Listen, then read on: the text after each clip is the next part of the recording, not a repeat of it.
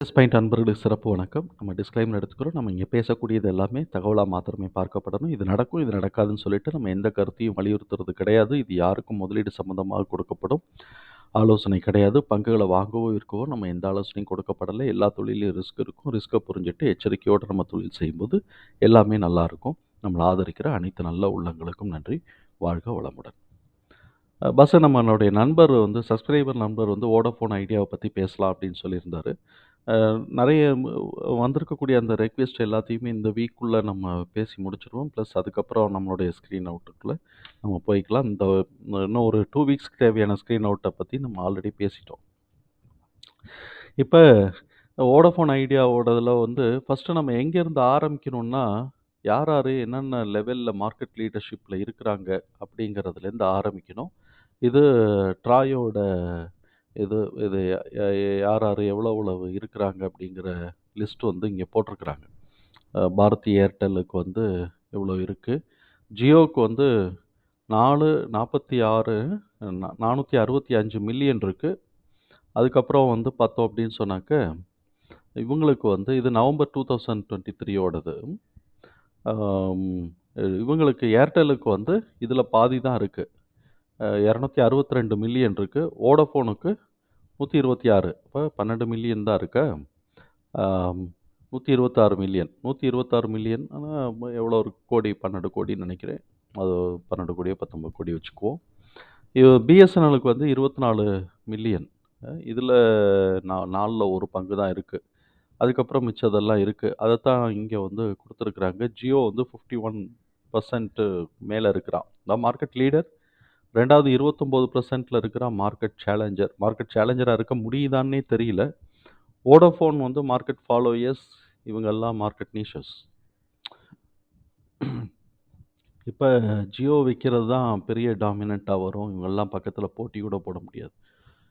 நான் சரி இந்த வோடாஃபோன் இதுல அட்லீஸ்ட் ஏர்டெல் கஸ்டமர பிடிக்கிறானோ இல்லையோ, பிஎஸ்என்எல் கஸ்டமரையாவது பிடிக்கணுமா இல்லையா? இல்லாட்டி இந்த ஆட்ரியா, கன்வர்ஜென்ஸ் அண்ட் அதர்ஸ்ன்னு 2 பேர் இருக்காங்களா? அவங்களுக்கெல்லாம் நம்ம பார்த்தோம் அப்படின்னு சொன்னா, கிட்டத்தட்ட 2 மில்லியன்ஸ் இருக்கிறாங்க.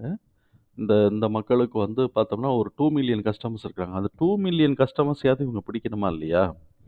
அ அதுக்கான ஸ்ட்ராட்டஜி ஏதாவது இருக்கா அப்படின்னு நான் செக் பண்ணி பார்த்தேன். ப்ளஸ் இவனுக்கு என்ன இருக்கு, வோடாஃபோனுக்கு ஏற்கனவே 22 இருந்தது. அது சுருங்கி போச்சு இப்ப. 23லேருந்து சுருங்கி போச்சு. அது நம்ம இங்க பார்த்தா தெரியும்.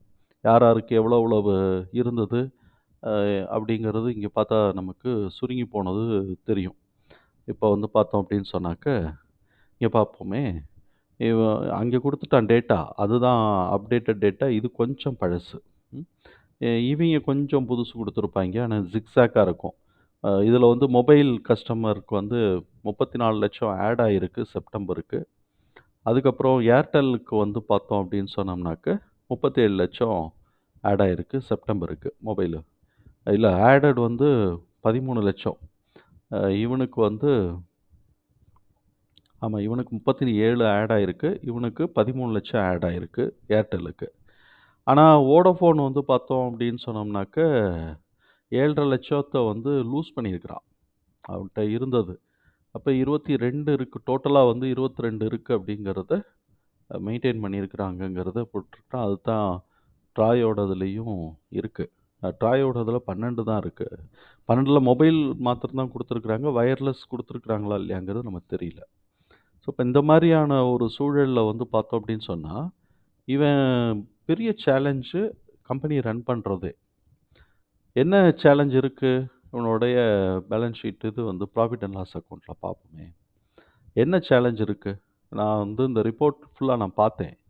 இந்த ரிப்போர்ட் ஃபுல்லா பார்த்துட்டு, ஏதாவது ஸ்ட்ராட்டஜி போட்டிருக்கிறானா? எதையாவது ஒண்ணு பண்ணியிருக்கிறானா? அப்படின்னு சொல்லி பார்த்தேன். இவங்க கோர் இன்ஃப்ராஸ்ட்ரக்சர மெயின்டெயின் பண்றதுக்கே பணம் செலவு பண்ற மாரி இருக்கு. அதெல்லாம் நம்ம இங்க பார்த்தோம்னா தெரியும். கோர் இன்ஃப்ராஸ்ட்ரக்சர மெயின்டெயின் பண்றதுக்கே பணம் செலவு பண்றாங்க. ஒரு சின்ன அட்வான்டேஜ் இது எல்லாம் 3 பேத்துக்குமே கிடைக்கும். யாருக்கு? 5G எடுத்தவங்க 3 பேத்துக்குமே அந்த அட்வான்டேஜ் இருக்கு. அந்த ஏதோ சம் ரிலாக்சேஷன் கவர்மெண்ட்ல இருந்து யூசேஜ் சார்ஜஸ்ல ரிலாக்சேஷன் குடுத்துருக்காங்க. அது ஒரு ரூ. 1000 கோடி கிட்டக்க அவனுக்கு கிடைக்குது. ரூ. 1900 கோடி கிடைக்குது. இத காட்டிலும் கூட ஜியோ கிடைக்கும். அத காட்டிலும் கூட அவனுக்கு கிடைக்கும். அந்த ஜியோ அண்டு ஏர்டெலுக்கு கிடைக்கும். அதுக்கப்புறம் இவங்க என்ன பண்ணியிருக்கிறாங்கன்னா, 5Gன்னு சொல்றோம். இவங்க 5G வந்து மிட் ரேஞ்ச் தான் எடுத்திருக்கிறாங்க. அவங்கள மாரி ஒரு ஃபுல் ஃப்ளெட்ஜ்டோ சூப்பர் ரேஞ்சோ எடுக்கல. அவங்க வந்து சிட்டீஸ கவர் பண்ணிட்டு இப்ப கடைசில வந்து ஒரு 22 சர்க்கிள்ஸ்ல இருந்து 17, 19 சர்க்கிள மாத்திரம் எஃபெக்டிவா ஃபோக்கஸ் பண்ண போறோம் அப்படின்னு போட்டிருக்கிறாங்க. ரிஸ்க் மேனேஜ்மென்ட்க்கு உண்டானதுல தான் இன்னும் ஏதாவது படிச்சு பார்த்தேன் ஒண்ணும் கிடைக்கல எனக்கு. ஆம், இப்போ வந்து ஃபர்தரா வந்து இந்த 5G எடுத்ததுக்கு வந்து ரூ. 1,90,000 கடன் இன்கிரீஸ் தான் ஆயிருக்கே தவிர்த்து, டிக்ரீஸ் ஆகல. இப்ப இருக்கக்கூடிய ரெவென்யூ இவனுக்கு என்ன அப்படின்னு சொன்னாக்க, நான் போன மாதம் நவம்பர் மாசத்துக்கு ஒரு தடவ ரேட்ட இன்கிரீஸ் பண்ணாங்க இல்லையா? அது எல்லாத்துக்குமே ரெவென்யூ அதில தான் வருது. கஸ்டமர் பேஸ் வந்து இவன் லூஸ் பண்ணிட்டு இருக்கிறான். அவங்கலாம் ஆட் ஆகிட்டு இருக்கு. இவன் ரெவென்யூ இது பண்ணிட்டு இருக்கிறாங்க. எஃபெக்டிவா ஜியோவோடையோ, ஏர்டெல்லோடையோ, ஈவன் பிஎஸ்என்எல்லோடையோ கூட பிராட்பேண்ட் ஓஎஃப்சி பிராட்பேண்ட்ல வந்து கம்பீட் பண்ண முடியலைங்கிறது தான் நம்ம புரிஞ்சுக்கக்கூடியது. இது போக ஏதோ செட்டில்மெண்ட் எல்லாம் பண்ணினாங்களே, அவங்களுக்கு ஆல்ரெடி ஸ்பெக்ட்ரத்துக்கு குடுக்க வேண்டிய சார்ஜஸ் பிளஸ் இன்ட்ரெஸ்ட் எல்லாம் சேர்த்து செட்டில்மெண்ட் பண்ணாங்க கோர்ட் மூலமா வச்சு. அது வேற இந்த வருஷம் 4 வருஷத்துக்கு எக்ஸ்க்ளூட் பண்ணினாங்க. அது இந்த வருஷமோ, அடுத்த வருஷமோ திருப்பி அந்த டெட்லைன் முடியுது. அதுக்கப்புறம் என்ன பண்ண போறாங்க அப்படிங்கிறது தெரியல.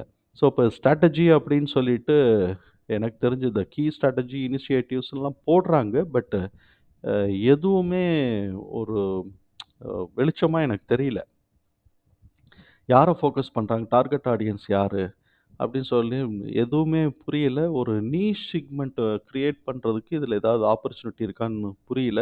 இவன் கிரியேட் பண்ணி, இம்ப்ளிமெண்ட் பண்ணி, அக்வயர் பண்றதுக்குள்ளயும் ஜியோ அந்த ஏரியாவே காலி பண்ணி விட்டு போயிருப்பான். அந்த அளவுக்கு அவன் பவர்ஃபுல்லா இருக்கிறான். ஸோ, இப்ப எக்ஸிட் ஸ்ட்ராட்டஜிய ஜியோ பயங்கரமா கிரியேட் பண்ணியிருக்கிறான். ஏர்டெல் நெனச்சா கூட அவ்வளோ ஈஸியா முடியாது. இப்ப கை மாத்துறதுக்கு கூட யாரும் வரமாட்டாங்க. பிஎஸ்என்எல் அக்வயர் பண்ணா தான் உண்டு வோடஃபோன் கஸ்டமர்ஸ் எல்லாம். அது மாரியான சூழல் இருக்கு. அப்ப அந்த கடன்லாம் யாரு கட்டுவா? அ கவர்மெண்ட் வேற இதில ஏதோ சலுகை வேற குடுத்துக்கிட்டே இருக்கிறாய்ங்க. அத கட் பண்ணி விட்டாய்ங்கன்னா, மொத்தம் கம்பெனி ஜியோவ தவிர்த்து பாக்கி அம்புட்டும் காலியாயிரும். அந்த அளவுக்கு ஒரு பேத்தட்டிக் கண்டிஷன்ஸ்ல இருக்கு. இது ஸோ, இப்ப இந்த இன்ஃபர்மேஷன்ஸ்ல பெரும்பகுதி எல்லாருக்குமே தெரிஞ்சது தான். இப்ப இவனோட பேலன்ஸ் ஷீட்லாம் பார்த்தோம்னா, ரூ. 42,000 ரெவென்யூ வருது. அது இன்கிரீஸ் ஆனதுனால, அந்த கொரோனா காலகட்டங்கள்ல கூட அவனுக்கு பெரிய ரெவென்யூ வரல. ஆனா ரூ. 25,000 செலவு இருக்கு. இதுல இந்த செலவுல ஒரு காமெடி நான் படிச்சு பார்த்தேன். இந்த கஸ்டமர தக்க வச்சுக்கிறதுக்கே கிட்டத்தட்ட ரூ. 10,000 செலவு பண்றான். ரீட்டெய்னிங் த கஸ்டமர்ஸுக்கு. அது அட்வர்டைஸ்மென்ட் அண்ட் புரமோஷன் மூலமா. அந்த ரூ. 10,000 செலவு பண்ணி 7,50,000 பேர் ஓடி போயிருக்கிறாங்கன்னா பார்த்துக்கங்களேன். அது ரூ. 10,000 வேஸ்ட்டு செலவு பண்ணி 7 ஆனா இது செலவு பண்ணலைன்னா அட்லீஸ்ட் இந்த 12, 126 கூட இருக்க மாட்டாங்க. நெட் லாஸ் வந்து 29 வருது. இந்த நெட் லாஸ்ங்கிறது ஆஃப்டர் அ இது வந்து டிடக்டிங் த டிப்ரிசியேஷன். மிச்சதுக்கு எல்லாத்துக்குமே டிப்ரிசியேஷன் கழிச்சதுக்கு பிறகு தான் வரும். ஆ டிப்ரிசியேஷன் வந்து உள்ளேயே இன்டர்னலா சர்க்குலேட் ஆகும். இது ரிசர்வ்ஸ்ல போட்டு வச்சிருந்தா தான், நாளைக்கு டெக்னாலஜி வந்து இதாகும்போது லைஃப் டைம் முடிஞ்சு புது டெக்னாலஜி போடணும் அப்படின்னு சொன்னாக்கா, அவனுக்கு பைசா இருக்கும். இல்லாட்டி அப்போ போய் கடன் வாங்குவான். இவங்க ரிசர்வ்ஸையும் கீப் அப் பண்ணல. அதையும் நம்ம பார்த்துட்டோம். ரிசர்வ்ஸையும் மைனஸ் பண்ணி வச்சிருக்கிறாங்க. ஸோ, அப்ப அந்த டிப்ரிசியேஷன்லாம் என்ன பண்றாங்கன்னு தெரியல. அ கேஷ் ஃப்ளோல வந்து நெட் கேஷ் ஃப்ளோ மைனஸ்ல தான் இருக்கு. அதனால இப்போதைக்கு இவன் எந்த அளவுக்கு எந்திரிக்க போறான்னு நமக்கு தெரியல. கடன் பாருங்களேன். அவனுக்கு டோட்டல் அசெட்ஸு ரூ. 2,07,000 இருக்கு. கடன் வந்து டோட்டல் லையபிலிட்டி வந்து பார்த்தீங்கன்னா, ரூ. 2,81,000 இருக்கு. இது என்ன கணக்கு? இது ஒண்ணும் புரியல. இப்ப கடனே வந்து பாருங்க, நான் கரண்ட் லயபிலிட்டீஸே ரூ. 2,21,000 இருக்கு. நான் சொன்ன மாரி ஏற்கனவே இப்போ அந்த இதுக்காக வாங்கி வச்சிருக்கிறாய்ங்க. 5Gக்காக வேற கடன வாங்கி வச்சிருக்கிறாய்ங்க.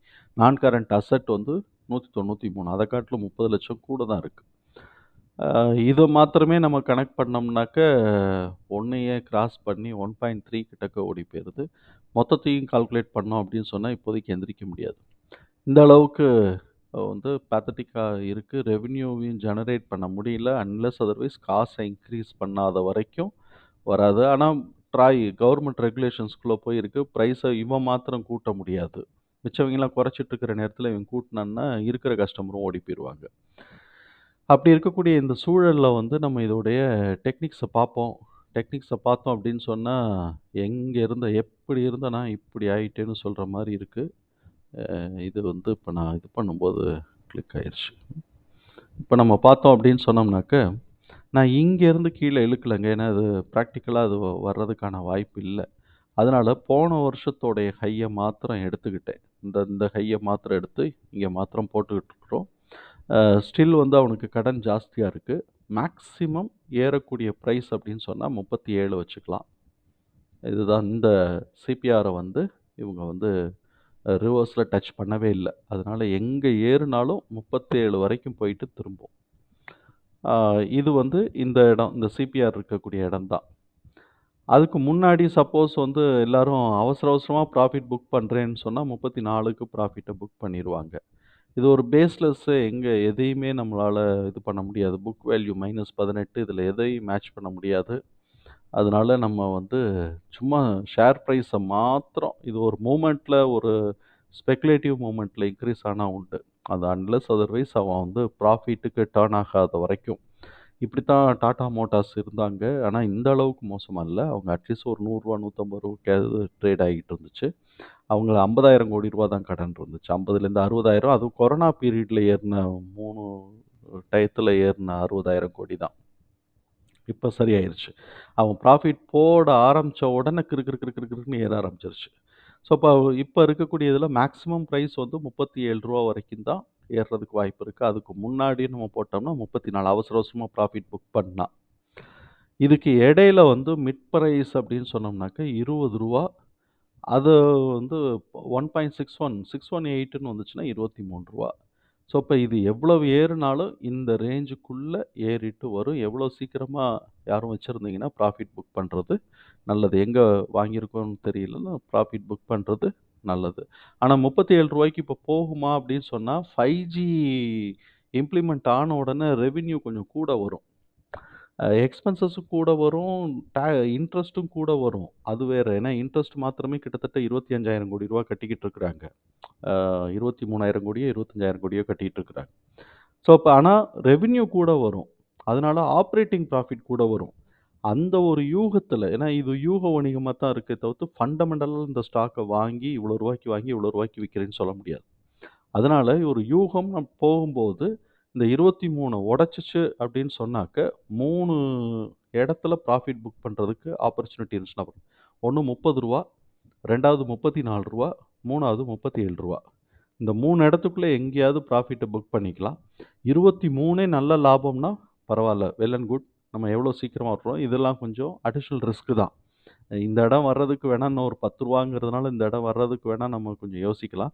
இதெல்லாம் ரூ. 20ங்கும்போது ஃபண்டமெண்டலா அங்க எந்த ஆப்ஷன்ஸும் இல்ல. கவர்மெண்ட்டோட எய்டு சப்போர்ட்ல தான் இது ஏதோ கொஞ்சமாவது கிடைக்குது.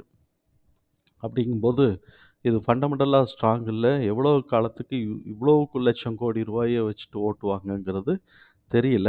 அ அதனால இந்த இடத்துல எங்கெங் நமக்கு ப்ராஃபிட் கிடைக்குதோ, அத புக் பண்ணிட்டு வர்றது நல்லது. 20 20 ரூ. 20 ரூ. 23 ரூ.